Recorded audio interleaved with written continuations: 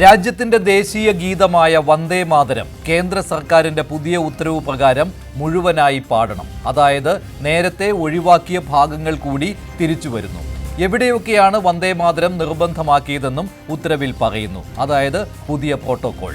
ഹിന്ദു ദേവതകളുടെ പേരുള്ള ഭാഗങ്ങൾ 1937 മുസ്ലിം ലീഗിന്റെ സമ്മർദ്ദത്തിൽ കോൺഗ്രസ് ഒഴിവാക്കിയത് ഇപ്പോൾ തിരികെ ചേർത്തെന്ന് BJP അവകാശപ്പെടുന്ന സമയത്ത് മുഴുവനായി ആലപിക്കണമെന്ന ഉത്തരവ് കോൺഗ്രസിനെ വെട്ടിലാക്കുന്നില്ലേ?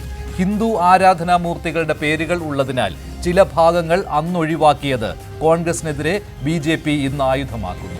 അതേസമയം സർക്കാർ പരിപാടികളിൽ മതപ്രതീകങ്ങളുള്ള ഭാഗങ്ങൾ പാടണോ, അല്ലെങ്കിൽ അത് രാഷ്ട്രീയ നിലപാടിന്റെ പ്രതിഫലനമോ? വന്ദേ മാതരം മുഴുവനായി ആലപിക്കാൻ കേന്ദ്ര സർക്കാർ ഉത്തരവിലൂടെ പ്രോട്ടോകോൾ തയ്യാറാക്കിയത് RSSന്റെ ദീർഘകാല ആവശ്യം നടപ്പാക്കുന്നതിന്റെ ഭാഗമല്ലേ? വന്ദേ മാതരത്തിന്റെ തിരിച്ചുവരവിനെ ന്യൂനപക്ഷങ്ങൾ ഭയക്കണോ? പ്രൈം ഡിബേറ്റ് ചർച്ച ചെയ്യും.